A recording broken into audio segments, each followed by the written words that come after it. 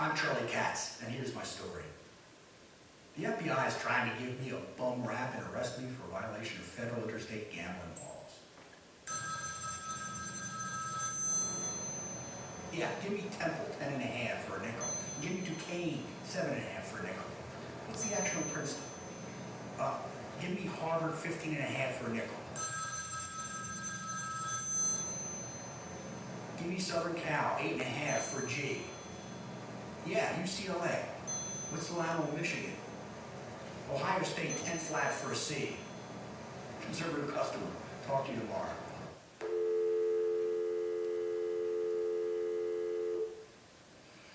The feds had a warrant for my arrest. What the fuck is going on? Boy, I need a lawyer. Huh. Ladies and gentlemen, I'm Harvey Schneider, attorney at law, and Charlie Katz is a lawyer before the court. My senior colleague, Burton Morris, couldn't be here today and sends his regrets. Those are genuine. He loves an audience. Got the usual shit, kid. Tell them the bum rap. The feds tried to pull me. I'm getting to it, Charlie. As the kids say, be cool. The case is simple. The FBI got a tip from a snitch. My client was making bets using 3 phone booths on Sunset Boulevard. You all remember Sunset, right? 77, Sunset Strip. Hey! Well, anyway, instead of getting a warrant, the agents jawboned Pacific Bell into putting 1 phone booth out of order. They bugged the others. Not wiretaps, bugs. New toys they got from Bell Labs. You know how little boys are with their toys. It was a bum rap. The feds recorded Charlie's end of the call, but never got warrants to do that. But then they used what they recorded to get a warrant to search his rooms, and they found... I never saw those betting slips before in my life. Those were plans. The feds set me up. Charlie, let me tell the nice people, would you please? So anyhow, Charlie was indicted on using instrumentalities of interstate commerce for illegal gambling purposes. We appealed to the U.S. Supreme Court after the U.S. Court of Appeals for the Ninth Circuit affirmed his conviction. It was our last shot. But midway through, the court asked for more briefs. That's when we thought we had a fighting chance. When it's your only shot and you get a hunch, you bet a hunch. Right, Charlie. Now, the court story unfolds.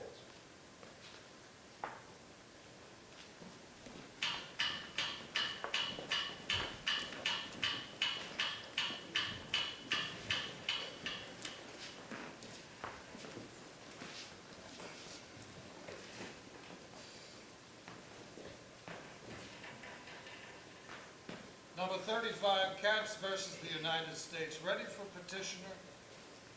Mr. Chief Justice, Associate Justices, may it please the court. The first question is whether a public telephone booth is a constitutionally protected area, so that evidence obtained by attaching electronic listening and recording devices to the top of the booth is obtained in violation of the privacy of the user of the booth. The second question is whether physical penetration of the protected area by government agents is necessary before a violation of the Fourth Amendment to the Constitution has happened. In the ensuing months, since the filing of our petition for writ of certiorari and filing of briefs, original and supplemental, the petitioner has had an epiphany, as it were. Whether or not a telephone booth or any other area is constitutionally protected is the wrong inquiry.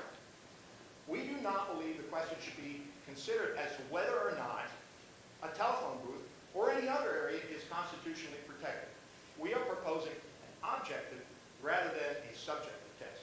So you're no longer suggesting that the inquiry involved petitioner's own perception of privacy? Mr. Justice White, you suggest... Sorry, sir. Mr. Justice White, you suggest a subjective test if the person intended his conversation as private. Petitioners arguing instead an object test. Would the a neutral third party looking at the situation reasonably expect it to be private? So understand you, counsel. What if I suggested that the court thinks that the Fourth Amendment protects places, not persons, and it protects things? With due respect, Mr. Justice Black, petitioner disagrees. constitutional doctrine is placing the emphasis in the wrong place.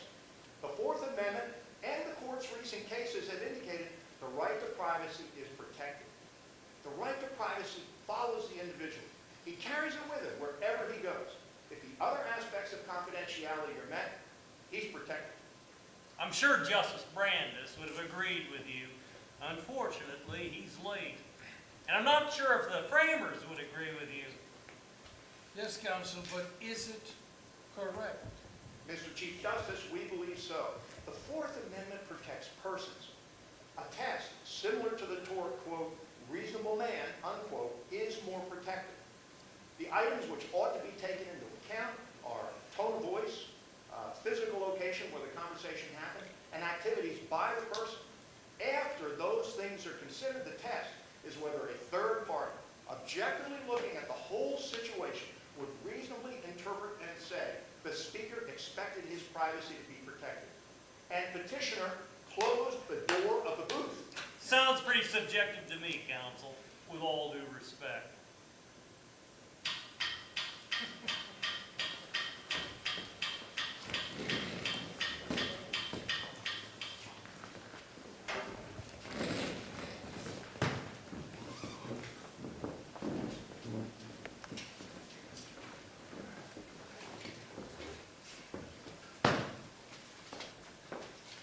All right, gentlemen, let's get started. And if I hear no objections, I would like to ask you to limit today's discussion to Katz versus the United States.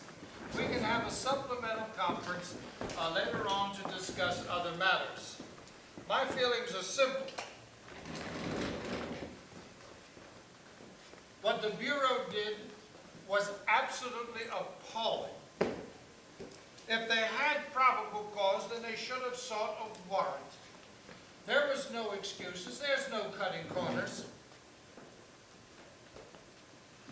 And if they really had the evidence, a judge, any reasonable judge, would have issued a warrant. I believe that they have sabotaged their own case, and they have no one to blame but themselves, and we can't let them get away with it. With due respect, Brother Chief, and you know I highly respect you, but stopping shoddy police work isn't an excuse for putting words in the Constitution that aren't there. Now, the framers wrote persons, houses, papers, and effects, not conversations. Conversations are testimonial. How do you seize a conversations anyway? Conversations are testimonial, not tangible. Brother Black, enforcing the Constitution prevents sloppy law enforcement. It's a byproduct, and as you all know, as a former police officer, the police have to set a higher standard. They can't violate the Constitution. Brother Chief, this is about testimony, compulsory self-incrimination, inquisitions. Now, the FBI didn't compel Mr. Katz to spill his guts in those phone booths. Brother Black, the framers were practical lawyers. They knew things would change. That's why they put in effects. It's a catch-all. And if you want to know how to seize a conversation, recorder. Catch all my Aunt Fanny. You're putting words in you want, Brother Brennan. That's not right. And you'd rather let J. Edgar Hoover and his G-men spy on anyone they choose? Is that right, Brother Black? They're violating the Fourth, and those Ninth Circuit judges let them get away with it. And if anything's not right, that's it. So you say, Brother Stewart. Perhaps we should let Brother Chief finish, guys. Brother Black, you've got to compromise sometime. We all do. If I may continue, this case is about what's wrong and what's right. It's about justice. If Mr. Katz is in jail, and he shouldn't be, because some overzealous feds decide to ignore the Fourth Amendment and try to get away with it, that's not justice, no matter how the framers framed it. But at the end of the day, courts are supposed to dispense justice, not get lost in history. Government agents have to play by the rules more so than anybody else.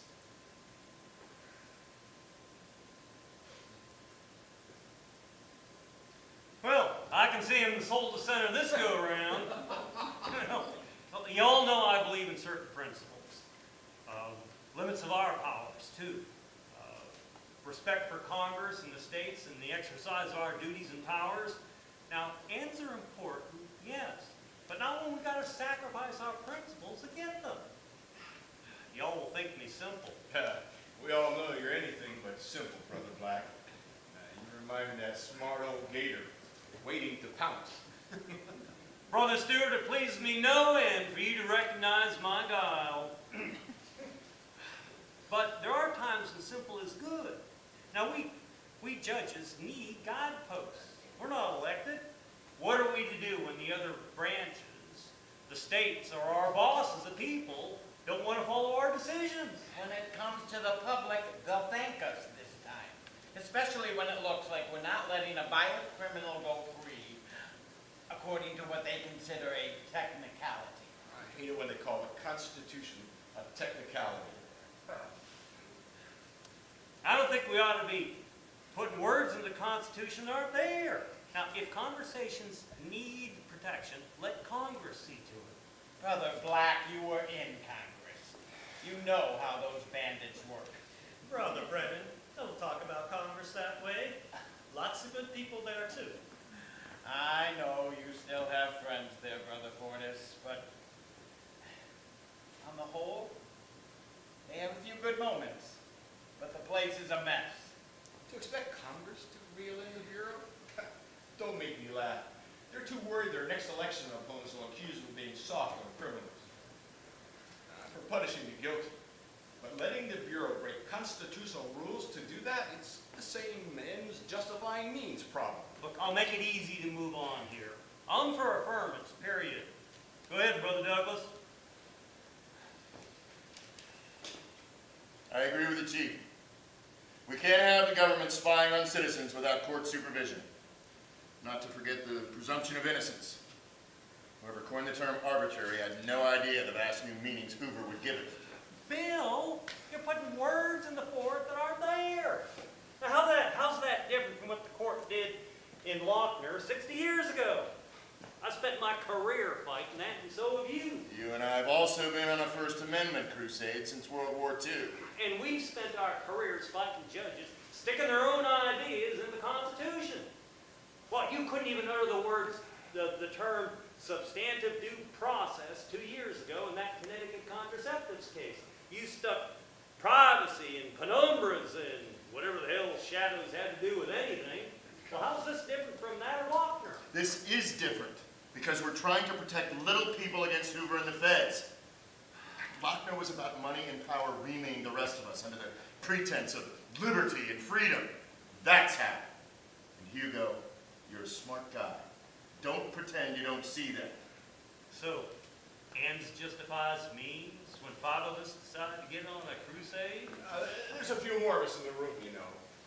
And how's totally incorporating the whole Bill of Rights against the states through the 14th any different than what you say we're doing, Brother Black? Isn't that putting words in the Constitution or in the amendment that aren't there? How about including equality in the 5th? Are you saying it was wrong for us to do those things, Brother Stewart? You know I'm not. All I'm saying is your criticism isn't fair. You've done surgery on the Constitution, so I don't understand why you're so opposed to reversing the Ninth Circuit this time. Well, as it happens, that bunch of bandits, as Brother Brennan called my old Senate stomping grounds, is working on a bill to put restrictions on wiretapping and electronic surveillance. I say let them do it. Let's not get on our high horses too much. It'll come back to bite us in the ass. It already has a few times. Now, I don't regret what we had done, but Red Monday caused a backlash.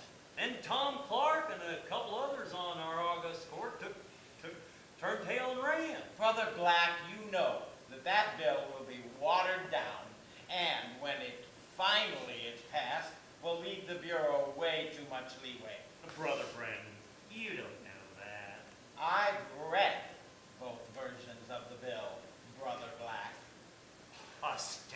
erected, Brother Brennan, and in awe.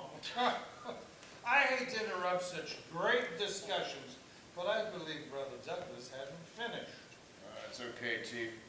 Hugo and I are old friends and occasional sparring partners. Let's be practical here. Do we want the Bureau listening into people's conversations at whim and will, without any oversight? Except J. Edgar Hoover, God save us from that. I don't know what possessed Harlan Stone to hire him when Harlan was the AG. It's a Frankenstein in waiting, I say. My favorite Sphinx speaks. Oh, I couldn't restrain myself this time, Brother Stewart. Brother Douglas, please continue. Hugo, I don't think trying to protect little people against Hoover, I wouldn't call that a crusade. And even if it was, what of it? We finally won our own free speech crusade. Y'all are starting to go way too far. That's why I split with you guys last term. Now, even if we have good intentions, rewriting the Constitution's not right. You know what they say about good intentions? You want the FBI listening in on your conversations? At their whim, Brother Black? I'm not worried. I don't have anything to hide. Well, not anymore. Not letting the Bureau be another Gestapo. I don't care what you say, Hugo. Somebody's got to stop Hoover. He's been spying on everyone and anyone he's wanted to for decades. You're still pissed he's out to get you. What makes you think you were or are immune? I'm sure they've done it. But what I don't know hasn't hurt me. Anyway, the words freedom of speech are in the First Amendment. Privacy or expectations of privacy aren't. I suggest we concentrate on this case. Okay, Chief. Reverse. And let Hoover and the feds know in no uncertain terms they're not getting away with this shit. We'll be watching. Sphinx, it's your turn. Oh, I generally agree with what's been said. Oh, Brother Harlan, you can't agree with everybody. Sure I can, Brother Black, but I agree with some more than others. Look, the Bureau overstepped, that's clear. But reversing, due to the fact that there was no warrant, would be a hollow gesture if we don't provide additional guidance. There's got to be objective and subjective tests in one. And frankly, I like what Petitioners' Counsel suggested. And how can we do that, Brother? I'm still working on that one. You know, I paid close attention to what the lawyer for Katz was saying. He didn't say what was in the brief, which was a relief. He gave us something new, which is what we requested. An objective standard coupled with reasonable man stuff. We can run with that, but it's not enough by itself. There's got to be a subjective element, something that Katz did to enforce his rights. I got to think a little longer on that.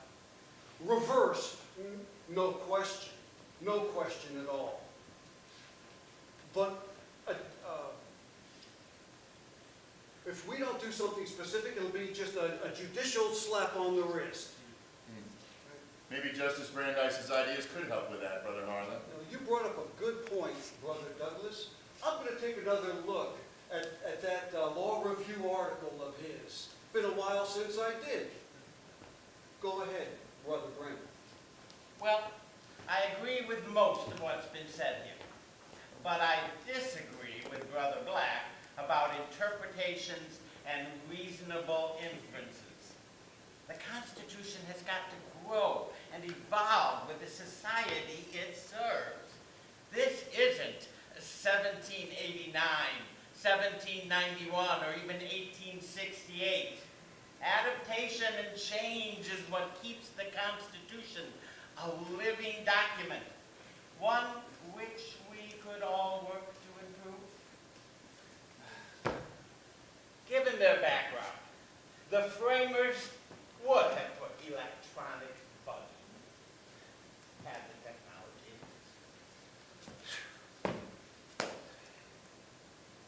Electronic surveillance has gone way over the top. But they were practical men. They feared what the government would do, got out of control. electronic surveillance, bugging, gives the Bureau and the state way too much unchecked power, and it is getting worse. LBJ had the Army spying on Vietnam War opponents, I've heard. As usual, Brother Brennan, your disquisitions are most entertaining. But I don't see infusing words in the Constitution that aren't there as a good idea. I, at least, have the text. There has to be a bedrock. The words of the text are that solid rock foundation. Now, if we do what the conservatives of our younger days, the Four Horsemen, did, we're no better than they were. And there's a bright line between the Fourth and Fifth Amendments, searching and seizing things and places, arresting people versus... Right. How does one seize a place, Brother Black? That sounds more like eminent domain. Coincidentally, at the end of the fifth. How fortunate. And how would we value a conversation for a just compensation purpose?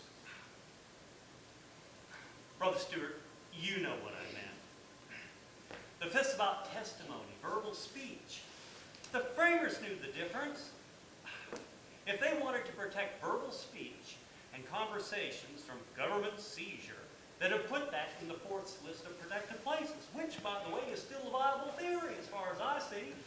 Protected places. But Brother Black, the framers couldn't have imagined TV and radio. Not even Jefferson and Franklin had such vivid imaginations. Oh, Bill's right.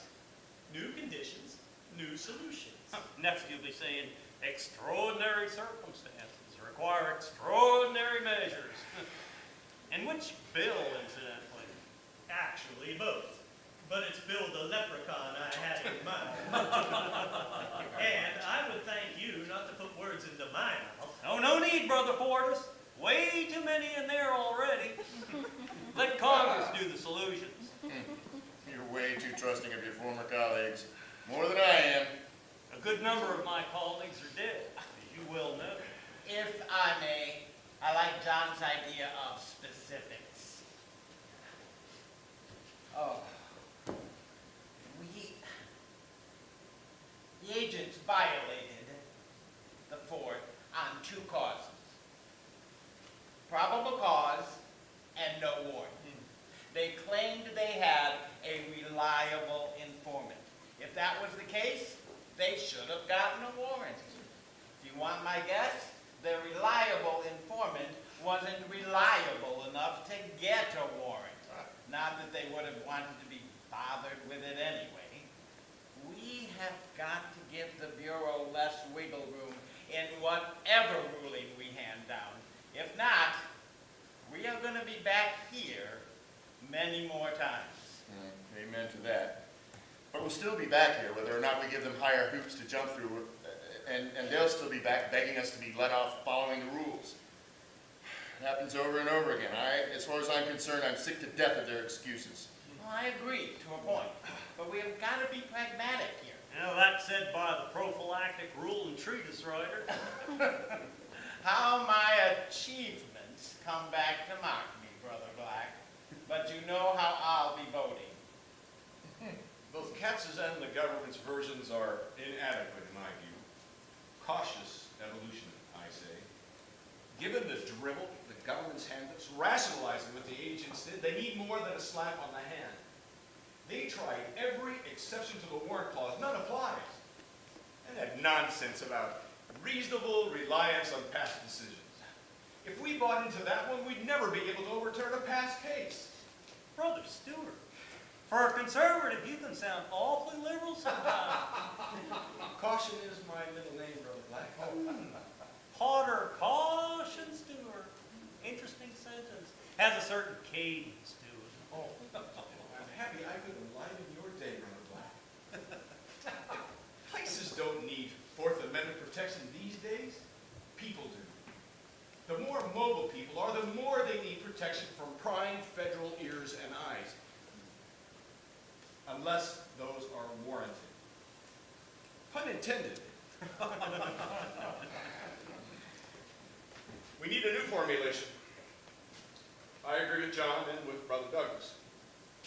Brandeis's words are as current today as they were in 1890 when he first wrote them. Reverse, with firmer lines drawn for Hoover and the feds. I'm sticking to the facts of this case instead of going off on A crusade, Brother White? tilting at too many windmills at once, Brother Black. Generally, I agree with what's been said by the seeming majority. But I think there has to be a national security exception. The President and the Attorney General have to have discretion to deal with foreign agents and threats. Not every AG is Bobby Kennedy, Byron.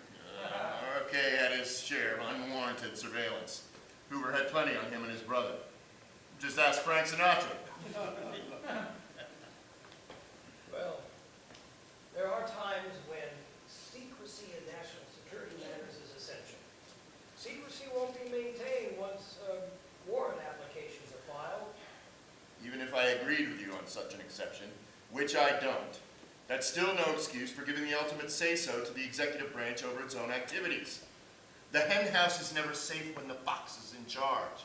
Not every president's well-intentioned, Brother White. Wistfulness of lost heroes. If Jack Kennedy hadn't been assassinated, we'd all be better off today. That's neither here nor there. On the record in this case, the Bureau violated the forms for not getting a warrant. And I'm not agreeing for certain that they lack probable cause. But I'll go along for the sake of argument that they did. The warrant problem's enough for me to vote for reversal. We can leave the national security issue for another day. Well, there does not seem to be much left for me to add. I think you've all hashed things out pretty well. But I do have a few reactions to what's been said here. Now, I'm with Brother Douglas, not wanting an exception for national security. If the AG has national security problems, he can ask for in-camera hearings and sealing of records. Those occasions are rare enough. I think we ought not to make exceptions for them. Now, there are already way too many exceptions to the warrant clause. I'm afraid the exceptions will swallow the rule. And while we're speaking of the text, that clause came with no exceptions written to it. Well, I like Brother Harlan's and Stewart's ideas. Privacy looks like the only bulwark between the public and a police state I am sure none of us want. Not that we've got one now. Brother Fortas, please don't say it couldn't happen here. I won't, Brother Douglas. It could happen anywhere. Look at HUAC and McCarthy. The people and their representatives must remain vigilant to protect their freedoms and liberties. Now, I've agreed with your First Amendment cases over the years. I vote to reverse and clear guidelines. Anyone else? Brother Black? Brother Chief, I've had my say. Besides, what's the use? Y'all will do what you want. All right, then I'm going to sign the opinion to Brother Stewart. I'll be writing a concurrence, Chief. In fact, I've got it half composed in my head already. Send me the draft as soon as you can, Bill. I'll be writing a concurrence too, Chief. Not as nimble as Brother Douglas, but I'll have it shortly. That makes three of us, Chief. And I'll be saying something about national security.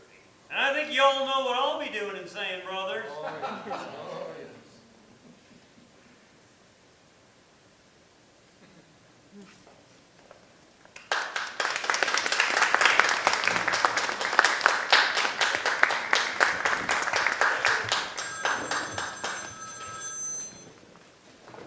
Charlie.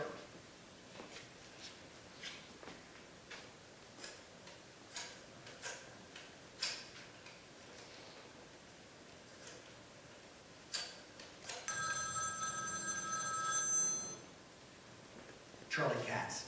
Good news, Charlie. The Supreme Court reversed your conviction. Charlie? You couldn't have called or cabled me sooner? This means I'm off the hook. Really? That's your way of saying thank you. Anyway, you're not out of the woods yet. The case goes back to the district court. It'll be up to the U.S. Attorney whether to proceed or give it up. My best guess, since the evidence that meant anything to the government's case was tainted by the illegal bugging, is he'll drop it. My advice to you, Charlie, is keep a low profile for a while. Knowing the feds as I'm coming to, they won't let this go. And for God's sakes, Charlie, stay away from phone booths. Thanks for the advice, kid. But I only have one question for you. And what would that be, Charlie? Can I sue those bastards at Pac Bell?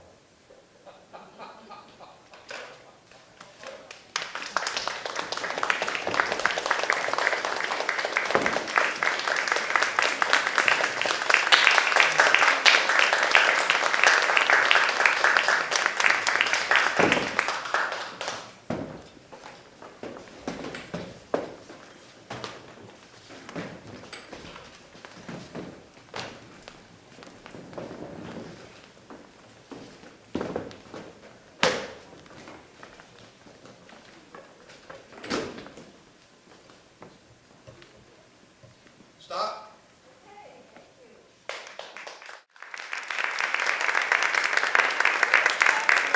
United States. Oh, here and there, okay. And the author? What? Not the director, though, right? Director.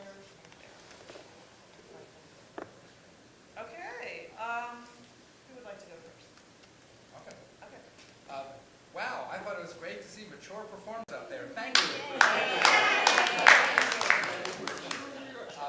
thought it was wonderfully performed. I do wonder, however, whether the occasional hesitancy was deliberate, meaning, you know, in any kind of debate or deliberation you have, you are going to stand, you are going to study, you're not going to have everything right there. You're thinking on your feet, so to speak. So I was wondering whether the occasional hesitancy was deliberate or it was due to hunting for lines. I was worried it was due for We'll hunting be for lines, is that honest, right? be honest. Hunting for lines? Oh, it was deliberate, okay. Wouldn't it? Well, then it needs to be done better. No, I think you're joking. I think, yeah. Oh, okay. I thought the voiceover opening with the defendants addressed to the audience in doing a good job at personalizing us, the defendant, or I guess who was the petitioner, the petitioner's attorney, good job of personalizing us, and a good job of making your dialogue with the voice, the recorded voice, really nice. Was there, again, a note about sedentary staging. Is there any way to make this kind of staging, and you really didn't have much other choice, I don't think, less sedentary, a way of, because what I thought is there any way, after being before the court, and you have that straight line, that's a formidable straight line, with all of those men in PhD robes, I just loved it. Then when they are deliberating, I was wondering, why couldn't we have a round table? Why couldn't there have been a round table that was part of the setup in the box, so that while you are beginning deliberation, you move the chairs that are straight, and you put it in a round table, so that would give you an opportunity to play downstage, upstage, left, right, sit on a table. I don't know, make variety of staging. Yeah, I would, it's their like casual area, right? It's their casual area. Hold on one sec. I was actually thinking, not a round table, I was actually thinking 3 chairs over here for a sofa, 3 chairs over there for a sofa, and a couple other chairs, so that you can talk around and not block each But other. don't they argue or debate in a conference room? Yeah, that's what it was. Yes. Go ahead. Okay. I've seen the room. Yeah. The room is a conference room. Okay, all right. There's a table, very nice, beautiful, heavy table. Everybody's sitting around this table Yeah. in the order of seniority. Okay, all right. And talk in the order of seniority, the same way they sit on the bench. Okay. For your next beer, wine, or cocktail party game, you want to know this is a cheat sheet, for example. Okay. The latest appointment. All right. I can show you exactly. So, all right, so even in debate and deliberation, it's kept formal. Yes, it is. Okay, all right. Well, then that setup would make sense, and I'm glad you actually curved it a little, so it wasn't only a straight line. Yeah. Yeah, as the director, that was a concern that we had, is how to keep it real, since this is kind of a docudrama. Okay. Yeah. Originally,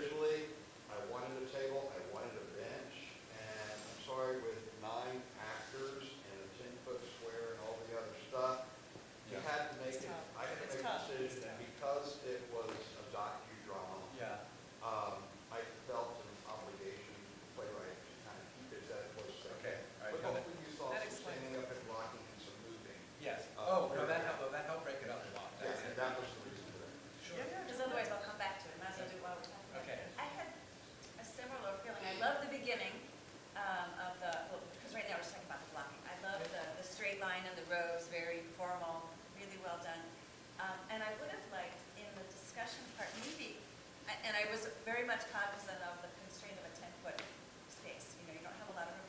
But I was wondering if maybe more of a V or a U, because I get that they need to be able to talk to each other, and I get it has to be formal, but some way to give a little more depth. More of a U. And the reason I like not having tables, because I liked that they got up and they talked and they moved around, and certain judges made I thought some really good choices in turning to the audience when they were actually speaking to others. It was clear they were speaking to the judges, but they were projecting out to the audience, so that really helped too. So maybe a deeper U or V It would be a get big fix, that would be a But big.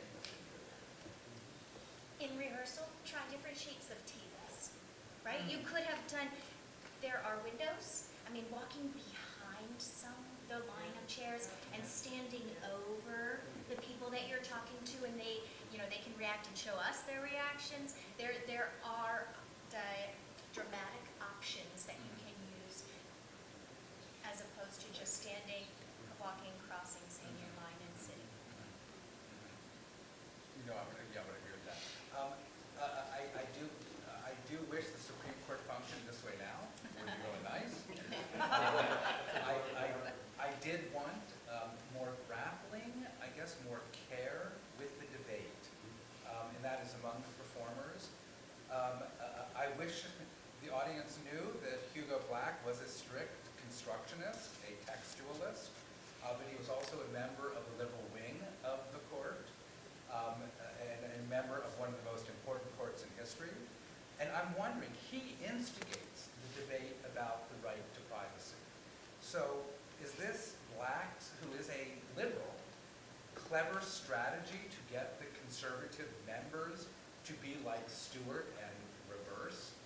And if that is the case, I guess this is more a question for the playwright, if that is the case, that needed to be made clearer in performance. No. That's exactly the opposite of what. Oh, really? That's why he said, Yeah. what he said, you guys are going way too far. Yeah. And he broke with the liberal. Oh, did he vote again? It wasn't a unanimous vote? 1960. Oh, you're kidding me. Where's Black? Shame on you. The other thing was. Oh, wow. I didn't know that. I play with it in my plays this way all the time, okay? You've got to have a give and take. Yeah. Otherwise you get not 8 or 9 or whatever. Yeah. Talking heads, they're talking code to each other. That's not my target audience. My target audience is general. Okay. Okay. They would, again, not speak out of turn, but Yeah. the give and take, where you got a Black on kind of the bad boy. Yes. Yeah. And he's itching everybody else. Yeah. That's one of the techniques I've used in various ways because it breaks things, it causes kind of Yeah. things like that. So when he keeps itching and he keeps coming back, that's exactly where Black was in the 70s. Okay. A former thought I had at one of my law school then wrote Black's dissent in this case, specifically and things like that. So much of the kind of how they work is derived from my former law professors who clerked for some of these people, telling me some of the inside stories. Oh, interesting. And things like this, and their little itches, and their little, and another place, for example, Stewart's got a nervous thing, he smokes like. Yeah. And he can't have any cigarettes in the building. Yeah. So he chews on rubber bands, and his line is white, nuts. Oh. Okay. Why Much time's left. were you chewing on rubber bands? No, No, you still got time. Oh. Yes. And so in Nixon play, in Nixon, I did kind of, there's that kind of, they're nice cookies in a bottle. That's what I've heard or Frankfurter said about what it's like. And so some of them don't like each other, some of them da-da-da, but the fact is that they have to work with each other. They've got to see each other, turn in the conference, until somebody dies, etc. And so Black broke. That was the